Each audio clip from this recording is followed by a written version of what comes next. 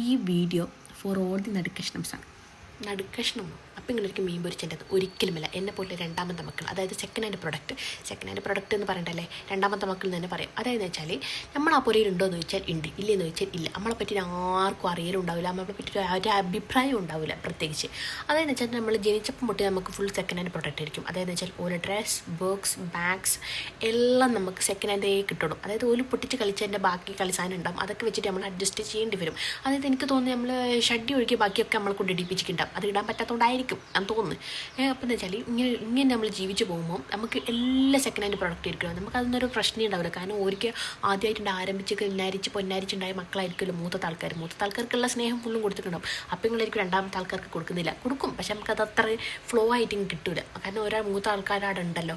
അപ്പം അങ്ങനെ വലുതാകുമ്പോൾ ഞാൻ വിചാരിച്ച് എനിക്ക് ഇനി മക്കളുണ്ടായിട്ട് ഞാൻ എന്താക്കില്ല, ഒരിക്കലും ഞാൻ റിപ്പീറ്റ് ചെയ്യില്ല. കാരണം രണ്ടാമത്തെ മക്കൾ നമ്മൾ അത്രയും നോക്കണം, മൂത്ത ആൾക്കാരെ മാത്രം നോക്കാൻ പറ്റില്ല. അപ്പോൾ ഞാൻ എന്തൊക്കെ, ഞാൻ എൻ്റെ മോളായപ്പോൾ മൂക്കെല്ലാം നല്ല സാധനങ്ങളൊക്കെ വാങ്ങിച്ചെടുക്കണം. പക്ഷേ എന്താ വെച്ചാൽ മോനായപ്പില്ലേ, ബാക്കിൽ ആ ഒരു മ്യൂസിക് ഇട്ടു കേട്ടോ, എന്താ നീ നാനി നാനി നാനു നാനി നാനീനോ. അതെന്താ പറയാൻ കാരണം എന്ന് വെച്ചാൽ ഞാനിപ്പോൾ ഒരു ഉമ്മയായല്ലോ. ഇപ്പോൾ ഒരു ഉമ്മയായപ്പം ഞാൻ മോളെ എല്ലാ സാധനവും എനിക്കും കൊടുക്കും.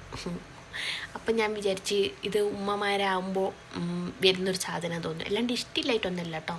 അപ്പം എല്ലാ രണ്ടാമത്തെ മക്കൾക്കും അങ്ങനത്തെ ഒരു വിഷമം ഉണ്ടെങ്കിൽ നിങ്ങൾ ഉമ്മമാരാകുമ്പോൾ അത് തീർന്നുള്ളൂ. എനിക്ക് തോന്നി ഇതിനൊന്നും വലിയ ചേഞ്ചൊന്നും വരില്ലെന്ന് തോന്നുന്നു കേട്ടോ. കാരണം ഞാൻ എൻ്റെ മോനിക്ക് എന്തെങ്കിലും പുതിയ സാധനമാവും, ഞാൻ പറയും എന്തിനകത്ത് വാങ്ങുന്നത്, അതല്ലേ ഉള്ളതുള്ളത്, അതെടുത്ത് കൊടുത്താൽ മതി. അപ്പോൾ എനിക്ക് മനസ്സിലായി എന്തുകൊണ്ടിരിക്കും എനിക്ക് അങ്ങനെ കിട്ടിയെന്നുള്ളത്. ഇപ്പം എനിക്ക് വലിയ സങ്കടവും കാര്യമൊന്നും ഇല്ല കേട്ടോ. അപ്പോൾ നല്ല വ്യത്യാസമുണ്ട്. അപ്പോൾ ഇങ്ങനെ ഈ രണ്ടാമത്തെ മക്കളായതുകൊണ്ട് വിഷമിക്കുന്ന ആൾക്കാർക്ക് വേണ്ടിയിട്ടുള്ളൊരു വീഡിയോ കേട്ടോ അത്. ഇപ്പോൾ വിഷമിക്കൊന്നും വേണ്ട, നിങ്ങൾ ഉമ്മമാരായാലും നിങ്ങളെ സങ്കടം മാറും.